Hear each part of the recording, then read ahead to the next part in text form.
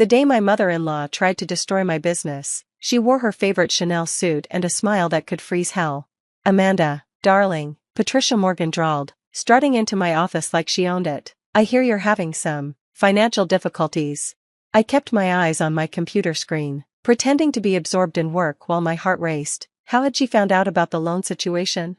"Business is fine, Patricia," I replied, proud of how steady my voice sounded. "But I'm sure you didn't drive across town just to check on our profit margins." She laughed, that practiced society laugh that somehow managed to sound both elegant and cruel. "Oh, but I did. After all, this little bakery chain of yours is practically family business now, even if some of us," she paused meaningfully, "aren't really family." 5 years of marriage to her son Michael, and she still couldn't resist reminding me that I wasn't from their world of country clubs and trust funds. "Sweet Endings is my business," I corrected her, "the one I built before I met Michael." Yes, your rags to riches story, very inspiring." She settled into one of my visitor chairs, smoothing her perfect skirt. "4 locations now, isn't it? All those employees depending on you, all that overhead, must be quite stressful." My fingers stilled on the keyboard. She definitely knew something. "What do you want, Patricia?" "Want? Can't a mother-in-law be concerned about her son's wife's business?" She pulled out her phone, scrolling through it casually, "especially when that business has a rather large loan payment coming due, to First Metropolitan Bank, I believe?" Now I did look at her. "How did you?" "Oh darling, I know everything that happens in this city's financial circles." Her smile widened, "including the fact that First Metropolitan is restructuring some of its commercial loans, calling in certain debts early." The blood drained from my face. The loan had been my secret weapon, the capital I needed to expand Sweet Endings from a single storefront to a successful chain. I'd carefully planned the payments around our cash flow, negotiated favorable terms. "The loan isn't due for another 3 years," I said carefully. "Unless the bank exercises its early payment clause." She examined her perfect manicure, "Which, I hear, they're planning to do. Something about risk assessment? You're behind this." The realization hit me like a physical blow. "You convinced the bank to call in my loan." "Me?" She pressed a hand to her chest in mock offense. "I merely mentioned to some old friends on the board that perhaps they should review certain questionable investments. After all, a bakery chain run by someone with no formal business education? Someone who caught a wealthy man's eye and suddenly started expanding beyond her means?" Every word was a carefully aimed dart, designed to remind me of my place, or rather, my lack of one, in her world. "I've never missed a payment," I said through gritted teeth. "Sweet Endings is profitable, our financials are solid. For now." She stood up, adjusting her designer jacket. "But can you come up with $2 million in?" She checked her phone again. 30 days? Because that's what the bank will be demanding. $2 million. The number hit me like a punch to the gut. She was right. With our recent expansion, all our capital was tied up in equipment, inventory, and the new locations. We didn't have that kind of cash on hand. "Why?" I managed to ask. "Why now?" "Because, my dear, you need to learn your place." All pretense of warmth vanished from her voice. "My son might be blinded by whatever charms you used to snare him, but I see exactly what you are, an ambitious little nobody who got lucky, and now you're risking my family's reputation with this common enterprise." "Your family's reputation?" I couldn't help but laugh. "Sweet Endings employs over 50 people. We serve thousands of customers. We've been featured in national magazines. How exactly is that damaging your precious reputation?" "You're serving cake to the masses," she sneered. "Meanwhile, my son, who should be running Morgan Industries, is playing supportive husband to a glorified baker." Ah, there it was, the real reason for her sudden attack. Michael had announced last week that he was leaving his position at his family's company to help me expand Sweet Endings nationally. "Michael made his own choice," I said quietly. "A choice you manipulated him into making." She stepped closer, her expensive perfume almost suffocating. "But that's about to change. When your business fails, and it will fail, he'll come back where he belongs, to his family, to his proper place in society." I thought about the manila envelope hidden in my desk drawer, the one my silent partner had given me just in case. I'd hoped I wouldn't need it, but Patricia had finally pushed too far. "You should leave," I said, turning back to my computer. "I have work to do." "Yes, I imagine you do. $2 million worth of work." She headed for the door, then paused. "Oh, and Amanda, don't bother trying to get another loan. I've made sure every bank in the city knows about your situation." After she left, I sat in silence for a long moment, listening to my heart pound. Then I pulled out my phone and dialed a number I'd memorized but never used. "It's time," I said when the line connected. She finally did it. "Are you sure?" The voice on the other end was calm, professional. "Once we start this, there's no going back." I thought about Patricia's smug smile, about her certainty that she'd finally found a way to destroy what I'd built. "I'm sure," I said firmly. "Execute protocol, Morgan." "Very well. The documents will be delivered to First Metropolitan Bank's board within the hour. And Mrs. Walker." "Yes? Should I alert Mr. Chen as well?" I smiled, thinking about my silent partner, the one whose identity would soon rock Patricia's carefully ordered world to its foundations. "Yes," I decided. "Tell Mr. Chen his daughter-in-law needs that favor we discussed, and tell him it's time to show Patricia Morgan exactly who she's been messing with." I hung up and opened my desk drawer, pulling out the manila envelope. Inside was everything I'd gathered over the past 3 years, every snide comment, every attempt to undermine my business, every social slight carefully documented and dated. But more importantly, it contained proof of something Patricia had no idea about, the true ownership of First Metropolitan Bank. She thought she was wielding the bank like a weapon against me. She had no idea she was about to shoot herself in the foot. My phone buzzed with a text from Michael. "Mom just called," sounding very pleased with herself. "What did she do?" "Nothing we didn't expect," I replied. "Remember what you said when we got married? About how your mother would eventually go too far? She finally did it?" "Yes. Time to open that envelope you've been keeping in your office safe." There was a long pause before he responded. "I love you, and I can't wait to see her face when she realizes what's about to happen."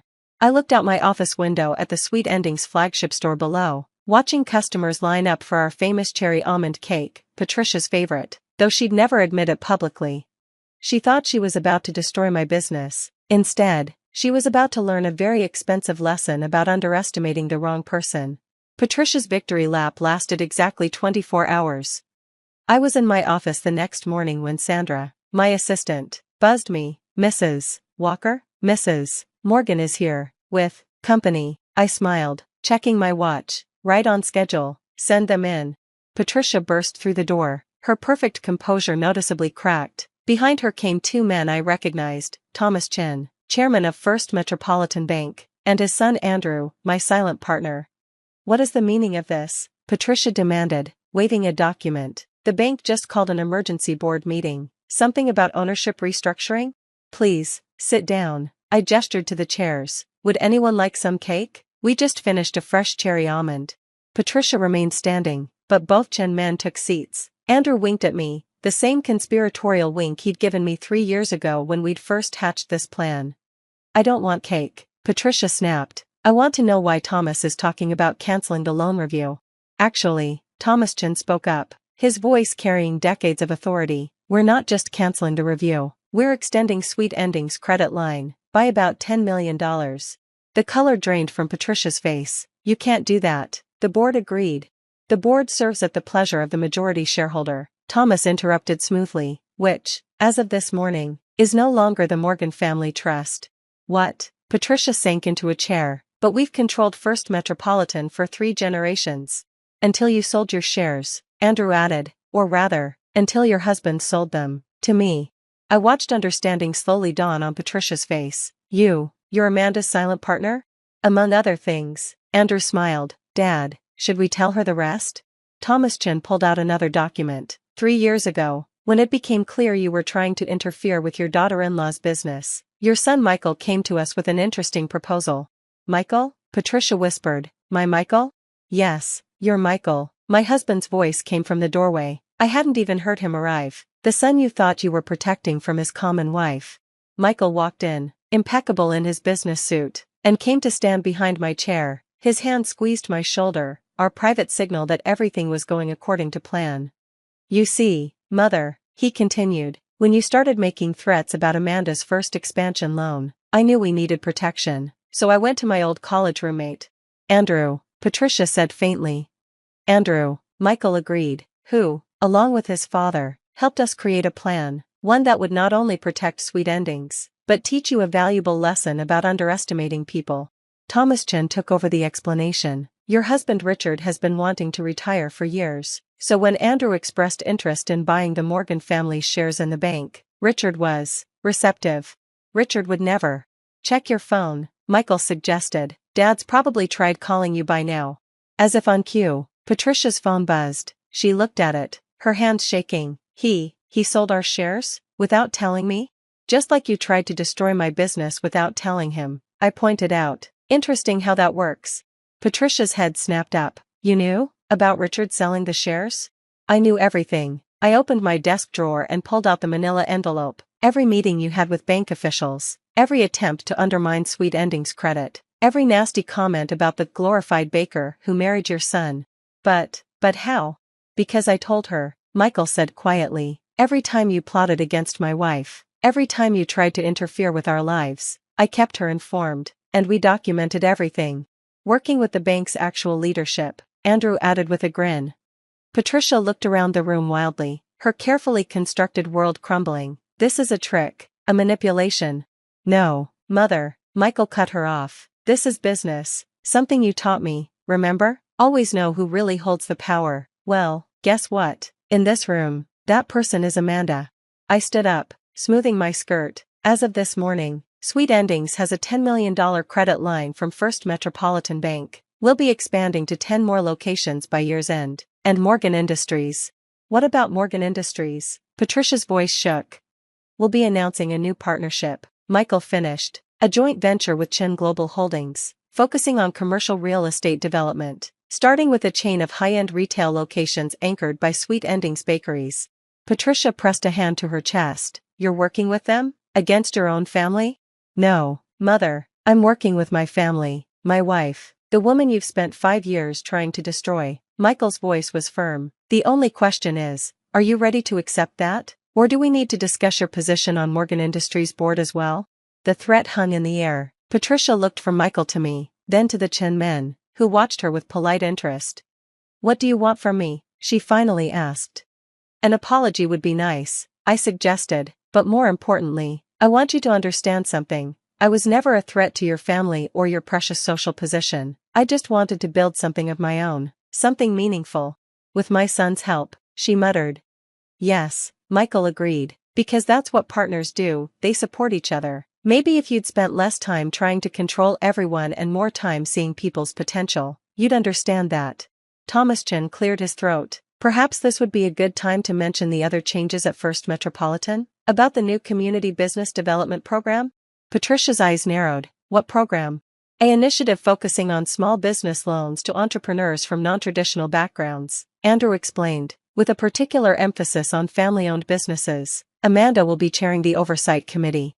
You're making her, my daughter-in-law, responsible for bank policy? Poetic, isn't it? I smiled. The glorified baker will now have a say in who gets the kind of loans you tried to deny her. Patricia was quiet for a long moment, her perfectly manicured hands clasped tightly in her lap. Finally, she looked up at her son. You planned all this, from the beginning? No, Michael said softly. I just loved my wife and believed in her dreams. Everything else, he smiled at me, was just good business sense. And the cherry almond cake? She gestured to the slice Andrew was enjoying. My favorite recipe? Is still your favorite recipe, I confirmed. Despite everything, you're still family. The question is, are you ready to accept that family can be about more than social status and control? She stared at the cake for a long moment. Richard really sold our bank shares? He did, Thomas confirmed. Said something about being tired of watching you try to micromanage everyone's lives. And Morgan Industries? This partnership with Chen Holdings? Is happening, Michael said firmly, with or without your support. Patricia stood up slowly, smoothing her designer suit with trembling hands. I need time to think. Take all the time you need, I said. The cake will still be here, so will we. After she left, followed by Thomas Chen, Andrew turned to me with a grin. That went well. Did you see her face when you mentioned the community development program? Michael laughed. Almost as good as when she realized Richard sold the bank shares. I agreed. Speaking of which, Andrew pulled out his phone. Dad's having lunch with him now, explaining everything. How do you think he'll take it? I asked Michael. Dad? He'll be relieved. He's been wanting to stand up to Mom for years. This just gives him the excuse he needed. I looked around my office, at the awards Sweet Endings had won, at the plans for our expansion, At the people who had helped make it all possible. You know she'll try something else, I warned. Let her try, Michael said confidently. Between the Chen's backing and our new partnership, she can't touch us. Besides, he grinned, I hear the new chair of First Metropolitan's Community Development Program is pretty tough. Speaking of that, Andrew chimed in, wait until she finds out about Phase 2. Phase 2? I raised an eyebrow. The Educational Foundation, he explained, teaching business skills to underprivileged entrepreneurs. Dad's idea, he thinks you'd be perfect to run it. The Patricia Morgan Foundation for Entrepreneurial Excellence? Michael suggested innocently. We all laughed, but I was already thinking about the possibilities, about turning Patricia's attempt to destroy me into something that could help others build their dreams.